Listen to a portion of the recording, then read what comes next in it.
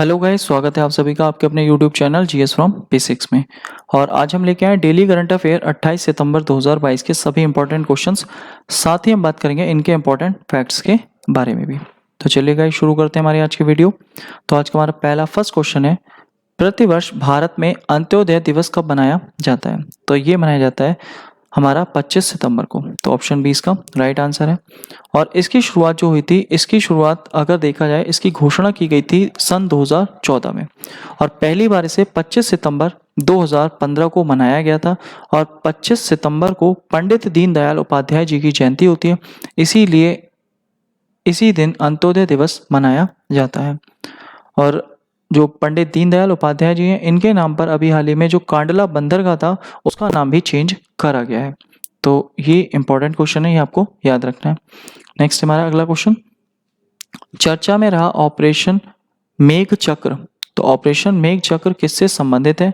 तो ऑपरेशन मेघ चक्र बाल यौन शोषण से संबंधित है और ये सीबीआई के द्वारा चलाया जाएगा।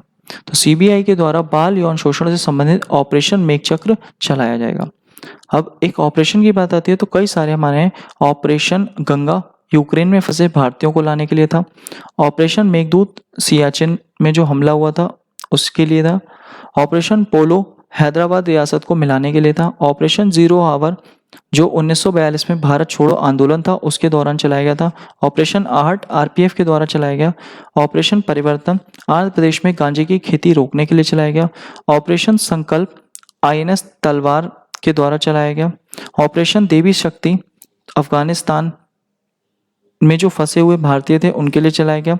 और ऑपरेशन विजय कारगिल के लिए चलाया गया था। तो ये सभी इंपॉर्टेंट ऑपरेशन आपको याद रखने हैं। नेक्स्ट है, देश का दूसरा नैनो खाद्य प्लांट कहाँ स्थापित किया गया? तो ऑप्शन ए इसका राइट आंसर है, प्रयागराज उत्तर प्रदेश। पहला जो था वो था कलोल गुजरात में और दूसरा बना है प्रयागराज उत्तर प्रदेश। अब प्रयागराज के साथ साथ ये बरेली में भी स्थापित होगा और बरेली के आमला में स्थापित होगा। और ये जो दूसरा बना है ये बना है प्रयागराज के फूलपुर में। और प्रयागराज यानी इलाहाबाद को कहते हैं संगम नगरी। अब भारत में पहली बार वायु सेवा प्रणाली या डाक सेवा प्रणाली की शुरुआत जो हुई थी, तो डाक सेवा भी हमारे इलाहाबाद के नैनी से ही शुरू हुई थी, इसीलिए प्रयागराज इंपॉर्टेंट है। और संगम नगरी इसलिए कहते हैं क्योंकि यहाँ पर गंगा यमुना और सरस्वती का संगम होता है। नेक्स्ट है, 25 सितंबर 2022 को किस राज्य में बथुकम्बा उत्सव की शुरुआत की गई? तो बथुकम्बा उत्सव जो है यह है तेलंगाना राज्य का, यानी ऑप्शन डी इसका राइट आंसर है। और बथुकम्बा जो तेलंगाना में मनाया जाता है, तो तेलंगाना ये अलग हुआ था 2 जून 2014 को। ये हमें देश के 29वें राज्य के रूप में देखने को मिला था। और इसे फूलों का त्योहार भी कहा जाता है और इसमें साक्षात मातृ देवी को बुलाया जाता है, इसीलिए ये त्यौहार उनकी मातृ देवी को समर्पित होता है। तो ये इंपॉर्टेंट क्वेश्चन है। और सिक्किम में अगर बात करी जाए तो सिक्किम में एक दर्रा है नाथुला दर्रा। और असम में कांजीरंगा नेशनल पार्क है जो एक सींग वाले गेंडे के लिए फेमस है। और उड़ीसा के कटक में राष्ट्रीय चावल अनुसंधान केंद्र है। नेक्स्ट है, 25 सितंबर 2022 को किसने क्रिकेट का दिलीप ट्रॉफी 2021-22 का खिताब जीता है? तो ये खिताब जीता है पश्चिमी क्षेत्र ने, यानी ऑप्शन सी इसका राइट आंसर है। क्योंकि जो फाइनल मैच हुआ था वो पश्चिमी क्षेत्र और दक्षिणी क्षेत्र के मध्य हुआ था और इसको जीता है पश्चिमी क्षेत्र ने। तो इसका आंसर होगा ऑप्शन सी। और इसके जो कप्तान थे वो थे जयदेव उनाहत, इसके कप्तान थे। इसके अलावा अगर हम बात करें कुछ इंपॉर्टेंट कि आगा खां कप हॉकी से संबंधित होता है, संतोष ट्रॉफी फुटबॉल से संबंधित होती है, रणजी ट्रॉफी क्रिकेट से संबंधित होती है और यहाँ बात चल रही है दिलीप ट्रॉफी, ये भी हमारी क्रिकेट से संबंधित है। तो ये सभी आपको याद रखने हैं। नेक्स्ट है, हाल ही में किसे इंडियन न्यूज़पेपर सोसाइटी INS का अध्यक्ष चुना गया है? तो इंडियन न्यूज़पेपर सोसाइटी का जो अध्यक्ष चुना गया है ये के राजा प्रसाद रेड्डी को चुना गया है, यानी ऑप्शन ए इसका राइट आंसर है। नेक्स्ट है अगला, जॉर्जिया मेलोनी किस देश की पहली महिला प्रधानमंत्री बनेंगी? तो ये इटली की पहली महिला प्रधानमंत्री बनेगी, यानी ऑप्शन डी इसका राइट आंसर है। और इटली की राजधानी है रोम और रोम है टाइबर नदी के किनारे। और रोम अगर देखा जाए, रोम में ही FAO का मुख्यालय है। तो फूड एंड एग्रीकल्चर ऑर्गेनाइजेशन, इसका मुख्यालय भी रोम इटली में ही है।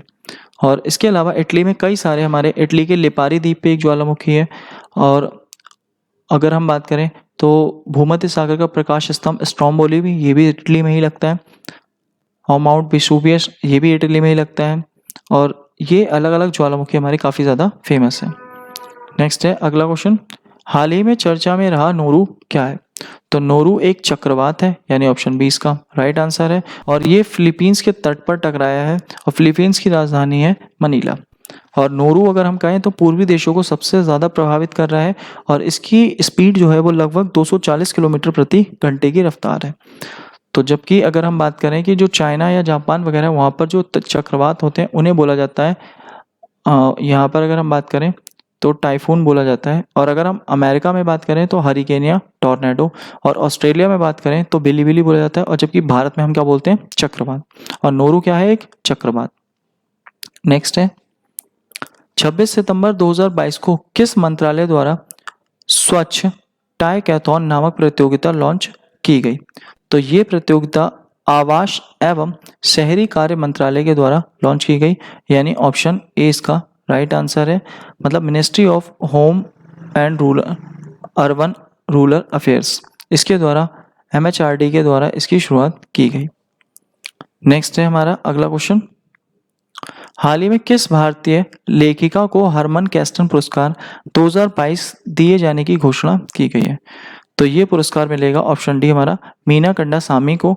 और ये जो हैं ये चेन्नई की हैं और इन्हें ये पुरस्कार जो मिलेगा हरमन कैस्टन पुरस्कार, ये जर्मनी में दिया जाएगा। और इन्होंने जाति के खिलाफ या जाति के विरोध में अपने लेख में लिखा है, इसीलिए इन्हें ये पुरस्कार दिया जा रहा है। और ये जर्मनी में दिया जाएगा। और जर्मनी का जो रूर बेसिन है वो कोयले के लिए सबसे ज़्यादा फेमस है, तो ये आपको याद रखना है। तो ये थे हमारे आज के सभी इंपॉर्टेंट क्वेश्चन। साथ ही आज की PDF फाइल आप हमारे टेलीग्राम ग्रुप, व्हाट्सएप ग्रुप या डिस्क्रिप्शन बॉक्स के लिंक से डाउनलोड कर सकते हैं। और गाइस वीडियो अच्छी लगे तो प्लीज़ वीडियो को लाइक करें, शेयर करें, कमेंट करें और चैनल को सब्सक्राइब करें। Thank you guys, thanks for watching.